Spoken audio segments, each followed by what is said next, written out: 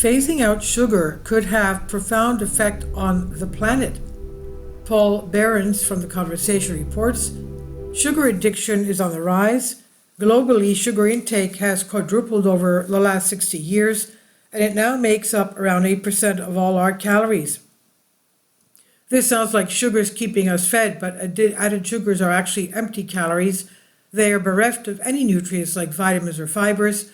The result is massive health costs, with sugars linked to obesity around the world. Some estimates suggest that half the global population could be obese by the year 2035.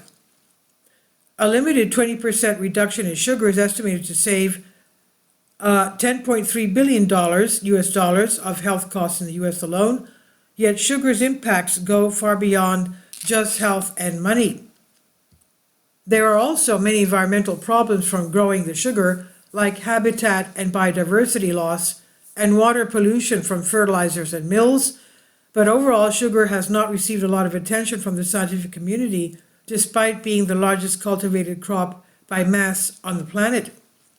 In a recent article, we evaluated sugar's environmental impacts and explored avenues for reducing sugar in the diet to recommended levels either through reducing production or using the saved sugar in environmentally beneficial ways.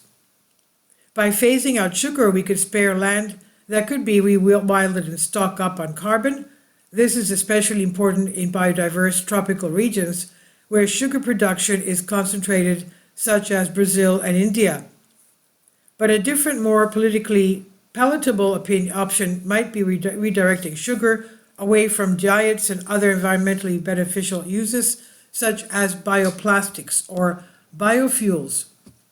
Our study shows that the biggest opportunity is using sugar to feed microbes that make protein.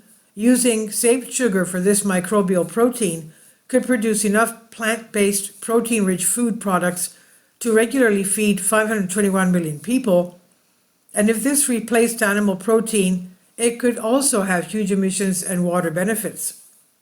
We estimate that if this protein replaced chicken, it could reduce emissions by almost 250 million tons, and we'd seen even bigger savings from replaced beef. For reference, UK's national fossil fuel emissions are around 300 million tons. Given sugar has a far lower climate impact on meat, this makes a lot of sense.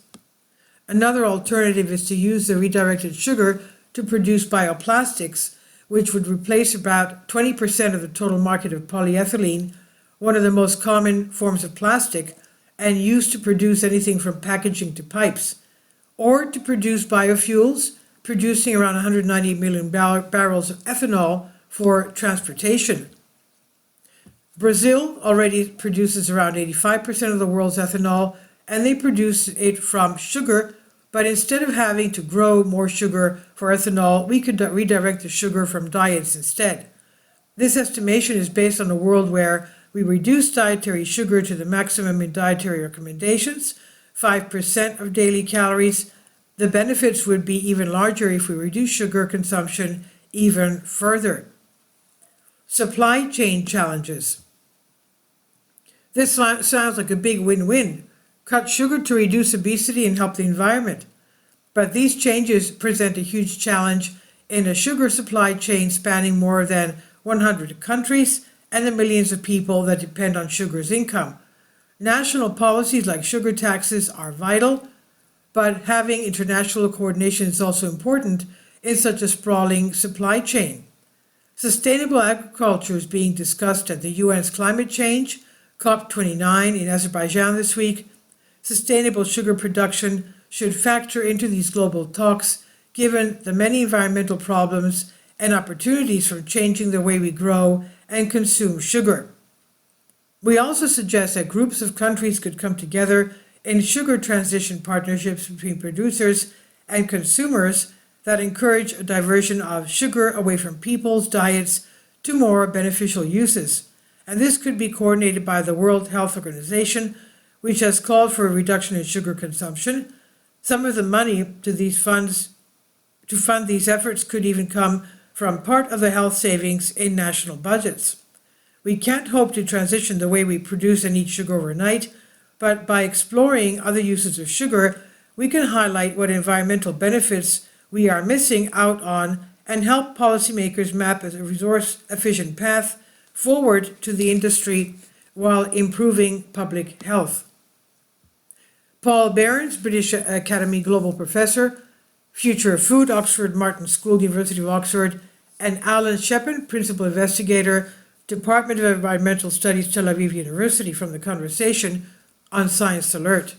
Please leave your comments and thank you for your support. Finally, support my Patreon account. The daily posts are 5 videos daily, and they are totally different from what I have on my YouTube channel. Thank you so much for your support and that you find all my content so interesting. You'll find the Patreon account details in the description box below.